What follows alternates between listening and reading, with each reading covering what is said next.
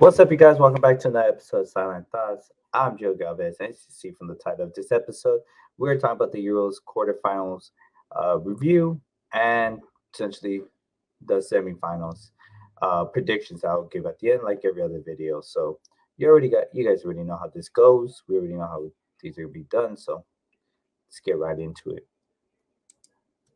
Looking at it, we start off with Spain, Germany in a game that I said probably would have been game of the tournament. In my opinion, it didn't live up to game of the tournament. It was still a really good game. It still had a lot of back and forth and a lot of high um, expectations, and it lived up to it. But to put it at a point as game of the tournament, it didn't reach that, in my opinion. I'll start off like I tell you guys. Spain won against Germany 2-1. The second goal was in extra time.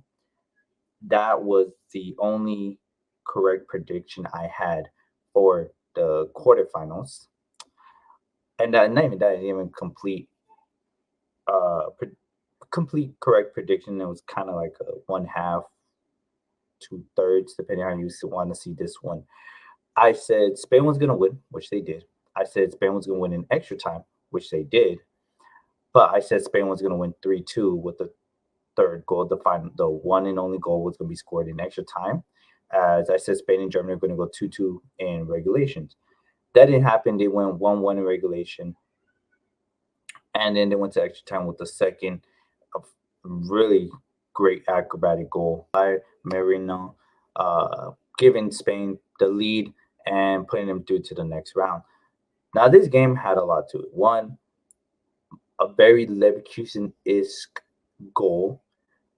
Everything about it, for it being in the last, uh, the last minutes of regular time, and being scored by Witzel, player for Leverkusen. The style when they scored, where Leverkusen went throughout this entire season, only, you know, as of course losing the final in the Europa League. But prior to that, a lot of their games that they won were scoring the tying or the winning goal in the last minutes of the game.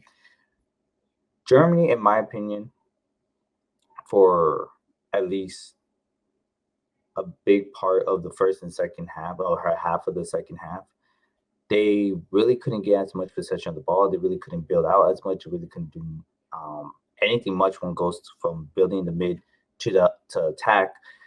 In the back, starting with Spain's defense, they're really strong. It's tough in the back with the wall. They're really dominant in the defensive side. In the midfield, they were able to one help out on defense and control the ball and are able to create going up. If we saw a lot of Nico Williams, Yamin Yamal also running down to help. But the midfield, of course, Bailey gets hurt in the first 5 minutes by Tony Cruz, which, in my opinion, should have been a yellow card. That was very bad. Hopefully, Brady is a lot better and ready for season coming up with Barca. But Fabian Ruiz, Rodrigo, and even Danny Olmo played phenomenal in the midfield, recovering the ball a lot, very quick. There a lot of double teams, especially Rodrigo, double teaming a lot right there in the midfield. And even on the defense, they were able to double team and just recover the ball a lot quicker. On top wasn't as much, but everyone played a part. Even Morata was running down to help quite a bit, a few times. And Germany really couldn't get anything going from there. Nowhere from building from the back to on the defense up, or even from the midfield being able to create.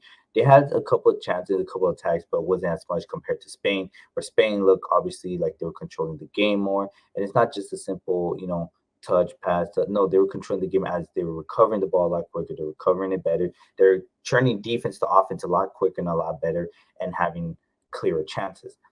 Now, what flipped it was Spain taking out Yami Yamal, and then eventually putting Fernan Torres, um, and then eventually taking out Nico Williams, which pretty much, well, that was after Spain got their goal.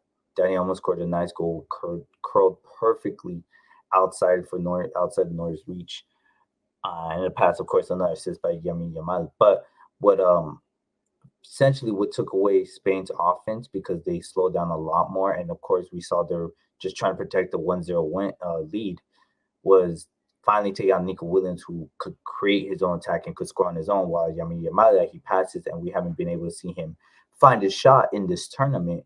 But he creates offense in a different way. Once you took out your two playmakers, that was it for Spain, and they thought they could hold a 1-0 win. But of course, with Witzel ties at 1-1, and they go to extra time. But in that second half, Germany, once that happened, Germany really found they're able to not have to worry too much on the attack anymore.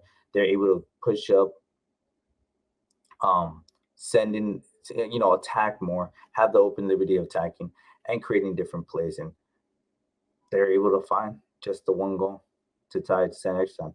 Now, in extra time, it was a bit more much the same of the second half of the second half, the second part of the second half, to be more clear.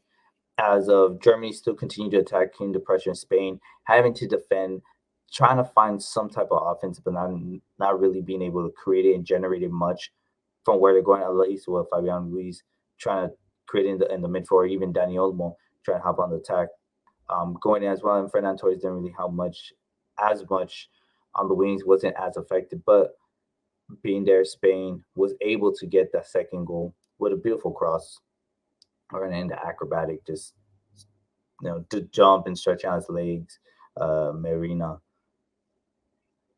But sorry, I'm not gonna say the whole thing. But what changed and what could have been a completely different outcome in that extra time was what I thought was a handball by Cucurella, and it was clear. I think Germany should have gotten that penalty. Uh, I was going for Spain to win. I said Spain was going to win. I was hoping they would win, but that's a bad look. Not just on the game itself, but the referee. And you could have barred it. You could have checked, but he really didn't. I don't know why. Because if you did check, you would see it was a clear handball. Um, yeah, there wasn't the intention of like he didn't throw himself with the handball, but he was moving the hand was away from the body. It hit his hand. It is a handball. It should have been a penalty. And that could have changed the momentum for either team because that was before Spain's second goal. So it would have been 2-1 Germany. Germany probably would have dropped back a lot more instead of having to continue to attack when they were 1-1. Would drop back more, and probably that goal for Spain probably wouldn't have happened, probably still wouldn't happen. We wouldn't have known if that penalty was taken and let's say Germany was to score the penalty, how the momentum would have shifted. And maybe in Germany probably would have been passing to the next round. So that was the big point of especially that game. But we saw the major shift. We saw the Spain, the dominant of just being able to control majority of the game until they took out their offense and it flipped. That's how it was. Now Portugal France, a game that I said was gonna be pretty boring, and for much of it, it wasn't too boring, but wasn't as exciting either. As you see, no goals. I got that one wrong. I said Portugal was gonna win 2-1 in regular time. Couldn't even get a goal into that one. So that's kind of crazy to me. I thought at least Portugal would have scored, but I guess when France does bad, it brings down everyone else too, who they play against. So hopefully Spain breaks that. But France and Portugal, they had their opportunities to score a couple. I know Cristiano had some in extra time as well. They had their opportunities, both teams, Portugal and France, and they literally just can't score. They can't capitalize on it. They go to penalties, and the one penalty that Portugal misses of João Felix um, hitting the post, going down. France is scoring all five goals, all five penalties. Sorry, all five penalties. Get it through. It's. You go to penalties. It's just one that misses it, and that pretty much loses it for you. But watching the game, it doesn't feel like either team deserved to move on to the next round. Watching it, and you're wishing, damn, wish Germany was on the other was playing one of them instead. So like you swap, Spain versus France, Spain versus Portugal, and then Germany versus France, or Germany versus Portugal. You're watching it and you're wishing it was like that. And nothing much you could do. It's just it's disappointing because neither team has performed to the level that a lot of people thought they would have, especially France. And like I said in the last episode, Mbappe hasn't been performing to the level that a lot of people expect a lot from him. It hasn't been there. I think a good amount of French players, not just him, but a decent amount of French players haven't been performing at the level that they should be either. So it's very disappointing seeing France go like this and Portugal too, with the offense and the players that they have to be able to create because they do have some of the best players and best talent around the world, both teams. And unable to do anything. They have to lead to penalties. So yeah. England, Switzerland. I had Switzerland winning either 2-0 or 3-1 because I didn't think England would be able to score as much. Turns out when they can't score, the other team can't score as much. Switzerland, I thought they were gonna go off with the momentum from the last game that they played, trying to build on that and move on after beating Italy, the defending champion. So I would think, they will continue work on the offense. It's just they again, they had the chances, they continued to attack, they couldn't capitalize on it. They still got their first goal, they had the lead. But England, I mean, I think I wasn't going for England. I don't mean going for. I didn't predict England was to win, but it was a pretty nice goal by Saka right outside the box, cut in and shot it on the other side of the keeper, the second post of the keeper. I thought it was a really good goal. Cool that England tied it. I did expect a lot more from Switzerland. I really did. It just expected a lot more from Switzerland on it. That was kind of disappointing because, in my opinion, the gap of the level that I thought was going to be played here wasn't as big. I thought Switzerland was really going to establish itself slightly bigger, and beat the odds of beating the team that's favored in England. The reason why I say it is not because England doesn't have the talent, but rather England hadn't been performing like that. Bellingham hadn't been performing. Saka hadn't been performing. Harry Kane, Foden, all these players hadn't been performing at all in the entire tournament, and still not as much here. Saka gets a great goal, but throughout the entirety of the campaign, hasn't been all great for the English team, from the coaching to the players and the style and everything to it. So I thought we were really going to see a gap in the playing style, but Switzerland dropped down to England's level, go to penalties in which Akanji gets the penalty block, and you see later on Pickford in his Gatorade bottle. He has all the what he practiced in the film he saw of how each Switzerland player takes the penalties and which way to go. England's going on to the next round. I mean, it's disappointing in my opinion because they're another team. They're like France and Portugal that don't really deserve it, but they're going through. And then the last game, the last quarterfinal game, Netherlands Turkey, a game that I had Turkey winning 2-1. It ends up being flipped for the game. I did say on it that Netherlands was the logical and probably the correct pick, but I want to go for the underdog on this one, and I went Turkey or Turkey. Um, I was reading here. I had them winning 2-1, again, going off a lot of momentum, a lot of scoring, how they won the last game off of a brace. I thought Turkey did a really great, at least from expectations and what you see from Turkey. They continue playing as hard and continue fighting as much as they did in the previous games as well. I think it was a really good game, a really great game. And like I said, Turkey was going to be playing fast paced. Netherlands was able to keep up with it. I think Netherlands being able, being down 1-0 and being able to come back to one tie the game, and then 7 minutes later, um, essentially to take the lead. There was a lot of confusion between whether that was Gakpo's goal or it was an own goal. Personally, seeing the film, I thought it was an own goal, and Mudir touched it, and he did, and they gave it to him. So they took away Gakpo. That would have been his fourth goal of the tournament, and would have been putting him in the running for the Golden Boot for the most goals in the tournament. I mean, he's still tied with 3 right now, but that would have put him in the lead for 4. But he has another game and the opportunity to try to get that fourth goal. I think both teams played really, really good. Again, Turkey competed to the very end. I think in the last 10 minutes of regular time, within the minute 80 and stuff, we see the desperation in it.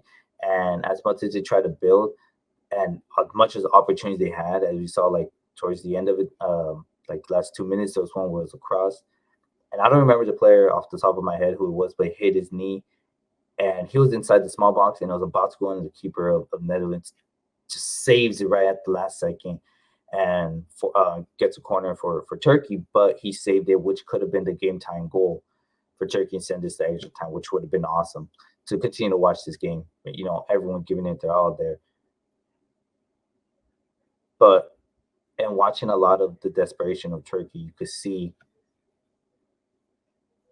not just the fast pace of playing and things like that. That wasn't the issue, but rather continuing of just a bunch of crosses instead of trying to take shots down the middle of openings. You didn't see too many of them just taking down line and passing the middle, try to take a quick shot in the and quick shot through the center. Maybe that'll lead to a deflection corner, whatever the situation was. They led to a lot of crosses, and at times it worked out where it became a dangerous ball in the box, or it just got cleared out, and the defense was able to prepare for it. Um, Dumfries stopped a great shot. I think it was by Kaganoglu who shot it, or I forgot who. I think it was I think it was Kaganoglu. Um, Open down on the left side of the box. So it's gonna take the shot, and Dumfries just threw himself, put the foot right in front of it, and saved, which looked like it was gonna be a hard shot on target. So both teams just played it out, and it was a really entertaining game. Honestly, really entertaining game. Props to the Netherlands for coming back and be able to make that comeback and not sticking down. But Turkey's definitely one of those teams that you would think I think deserves to be in the next round in replace of England, France, or Portugal, just by the performance, not by the talent, not by the skill level, just by the performance in which they played. And it sucks that we had to see Switzerland and Turkey out, but we had to see France and England, you know, or even Germany out, and it sucks. But yeah, guys, moving on to the next round. That was already, nothing much more to talk about. The quarterfinals, the semifinals, we see it starts tomorrow at 12. We're going to sit Spain, France. In my opinion, and I said this on the other one, whoever wins between Spain and Germany is going to win the tournament. Spain passes. Spain and France. I still believe on my prediction of the Spain and Germany, whoever won that one, was going to win the tournament. It's going to be Spain. Same thing here. Spain, France. Truthfully, Spain wins, they win the tournament. If France wins, I think that gives Netherlands and England a much higher chance to possibly win the tournament because of France's performance and England's performance almost at par. Just different situation. France hasn't had as much of attack, and when they do, they just can't finish.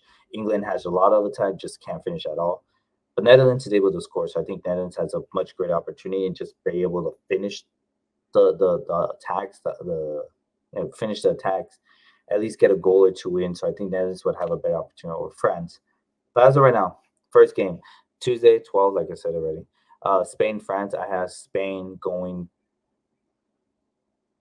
2-0. 3-1. 2-0, 3-1. I have one of those. So I think Spain's going to win it, and that's going to be in regular time. The next game's on Wednesday, as you see, at 12 as well. Netherlands, England. Again, much like France and England, apparently for whatever team they play, they bring them down to that level. But again, it could also be the teams that they play, especially with France playing Portugal. It could have just been that. Hopefully that doesn't happen for Spain and Netherlands. For Netherlands and England, I have Netherlands winning it 2-1 in regular time. I think England's finally able to get their goal. Netherlands, I think they're going to still get their 2 goals. I think Gakpo's going to get one of them. Second one, Depay's been having a tough season. Tough tournament when it comes to scoring. Is he going to get the goal? I don't want to put it on Depay, but I think for sure winning is going to be Gakpo. Maybe he gets a brace, maybe not. Who knows? But yeah, I have Netherlands 2-1. So, yeah. And we see the final is on Sunday. We'll see who wins it from there. So yeah, guys, quick episode, 20 minutes. Yeah, that's quarterfinal review, semifinal predictions, and we'll get another episode for the semifinal predictions. Talk about the finals. We'll get into the finals once all that's over. So, thanks again for watching. See you guys next time. Silent Thoughts. I'm Joe Gales.